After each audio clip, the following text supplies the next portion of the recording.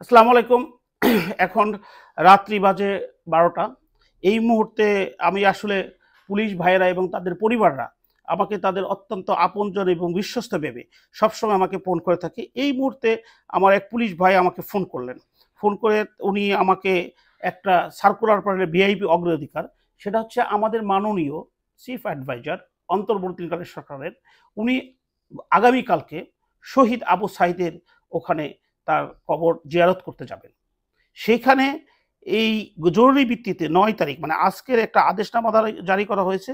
সেখানে আপনার ৯৪৫ জন পুলিশকে সেখানে এমপ্লয় করা হয়েছে। এই ভিআইপি অগ্রাধিকারে ৯৪৭ জনকে ভিআইপি প্রোটোকল দেওয়ার জন্য। এখন বিষয়টি নিয়ে ওনারা আমাদের প্রশ্ন করছেন যে একদিকে আমরা এখনো কাজে যোগদান করার সাহস পাচ্ছি না। কারণ আমাদের বাসের মধ্যে ঢুকে বিভিন্ন লোক পরিচিত আর অপরিচিত কারণ এখন আমরা ব্যতীত সবাইকে আমাদের মনে হয় যে তারা আমাদের বিপদের কারণ হতে পারে।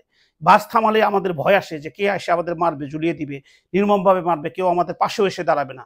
সেই কারণে আমাদের যারা পরিবার পরিজন আছে, আমাদের মাতা পিতা-মাতা আছে, আমাদের সন্তানরা তারা সারাক্ষণ কান্নাকাটি করতেছে।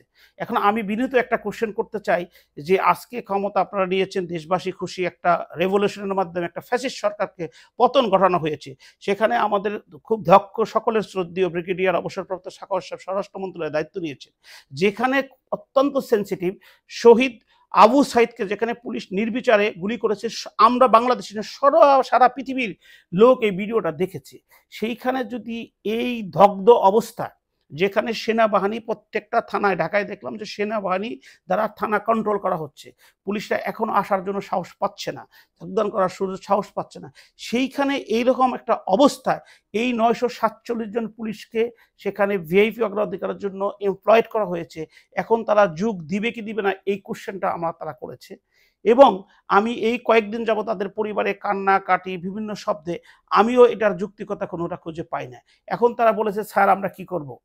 এখন আমার একটা কোশ্চেন, এই যে পুলিশের জনতার সাথে শত্রু করা হয়েছে, পুলিশ কিন্তু বিদ্রোহ করে নাই।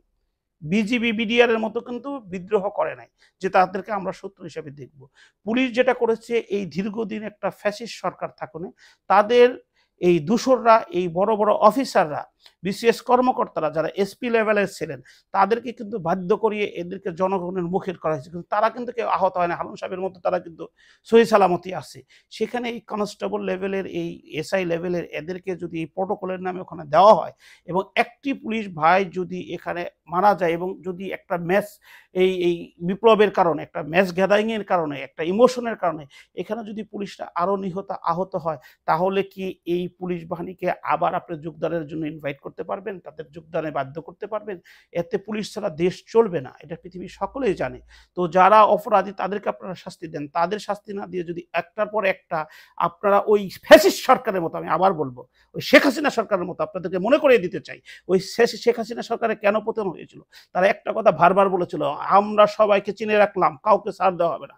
তারা পতনের আগের দিন সমস্ত সংগঠনকে জনগণের মুখাপেক্ষি করেছিল। তারা বলেছিল ছাত্রলীগই যথেষ্ট।